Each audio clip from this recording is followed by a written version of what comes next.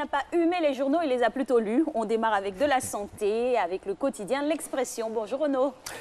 Bonjour Alix, on démarre d'abord avec le président de la République, Alassane Ouattara, si vous le permettez, qui était, on le sait, cette semaine Exactement. en Donc, Grande-Bretagne. Monsieur Alassane Ouattara, président de la République de Côte d'Ivoire. Voilà, qui était en Grande-Bretagne à l'occasion du sommet Royaume-Uni-Afrique. Et en marge de cette activité, le président de la République a accordé une interview à notre confrère de la BBC. Au cours de cet échange, le chef de l'État a abordé plusieurs sujets tels que notamment le climat politique en Côte d'Ivoire, à quelques mois avant le scrutin présidentiel. Il a parlé notamment de son éventuelle candidature, de l'ECO qui remplacera bientôt le franc CFA ou encore de Soro Guillaume. Et concernant l'ex-président de l'Assemblée nationale, Alassane Ouattara a déclaré « Je n'ai aucune nouvelle de Soro ». Retrouvez l'intégralité de cet entretien dans l'Inter de ce jour.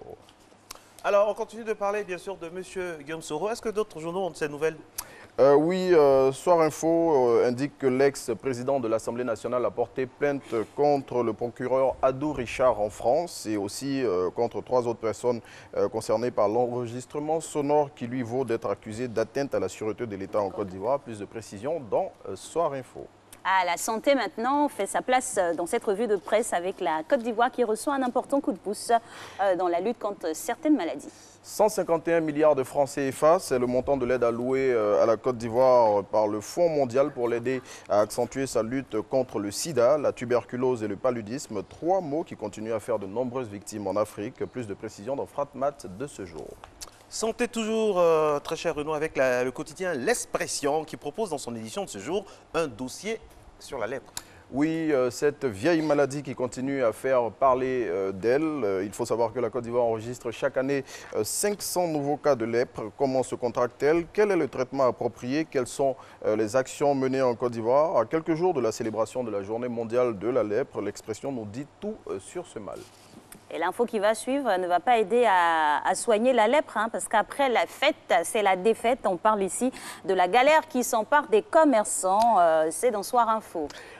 Oui, et selon le confrère, après l'euphorie des fêtes de fin d'année qui a été pour eux une vraie période de traite, les commerçants ont du mal à joindre les deux bouts. Leurs marchandises ne sortent plus et ils attendent impatiemment que le mois de février pointe le bout de son nez pour voir leurs affaires reprendre. Et même son de cloche dans les ménages, toujours selon Soir Info, où après les folles dépenses de fête, l'heure est au calcul, donnant tout son sens à ce célèbre adage que vous avez cité tout à l'heure, ma chère Alix. Après les fêtes, c'est la défaite. Et puis une autre galère, mais de tout autre genre, hein, cette fois au niveau santé, au niveau sanitaire, on va dire, hein, une épidémie de diarrhée qui fait 69 victimes dans un village du côté d'Anyama, à la périphérie d'Abidjan. Mpodi, c'est le nom de ce village de la cité de la Noix de la Cola qui vit cette épidémie de diarrhée selon Abidjan.net et selon Vincent Toby Irier, préfet d'Abidjan qui s'est rendu sur place. C'est l'eau du château d'eau du village qui serait à l'origine de cette situation. Voilà, c'est ici qu'on s'arrête pour cette semaine. Marco et Alix, bon week-end et surtout on va rappeler à nos chers téléspectateurs qu'il faut acheter les journaux. Pour soutenir exactement, c'est clair. Merci en tout cas le message, on espère qu'il est passé. Cravate, hein, Renaud. Et puis, oh là là, merci voilà. pour le compliment.